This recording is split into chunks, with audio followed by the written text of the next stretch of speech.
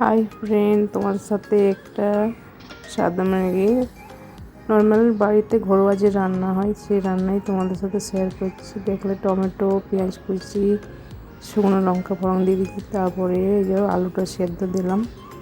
এটা হচ্ছে পোস্ত বানাচ্ছি। এটা সবাই এখন টমেটো তো সস্তা আর আলুও সস্তা চলছে, এখন কম দাম চলছে, খেতেই পারো। এই টমেটো পোস্ত খেতে কিন্তু দারুণ লাগে, আমি করলাম। আর যারা খেয়েছো এই টমেটো পোস্ত তারাই জানতে পারবে। এই পোস্তটা দিয়ে দিচ্ছি, খেতে কিন্তু দারুণ লাগে। এটা হলে আর কিছু দরকার নেই, এই দিয়ে সব ভাত খাওয়া যায়। এই পোস্ত হলে টমেটো পোস্ত খেতে দারুণ লাগে। এটা আমি তোমার সাথে রান্নাটা শেয়ার করলাম।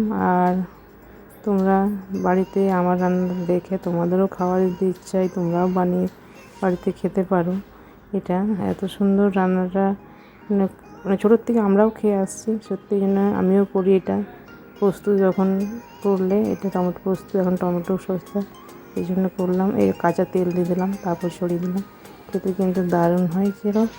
আর সেজন্য রান্নাটা শেয়ার করলাম। আর ভালো লাগলে অবশ্যই তোমরা লাইক, কমেন্ট, সাবস্ক্রাইব করবে।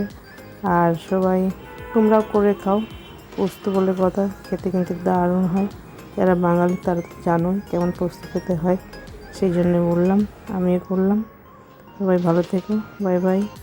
আর আমার রান্নাটা দেখো সবাই, বাই বাই, সবাই ভালো থেকো।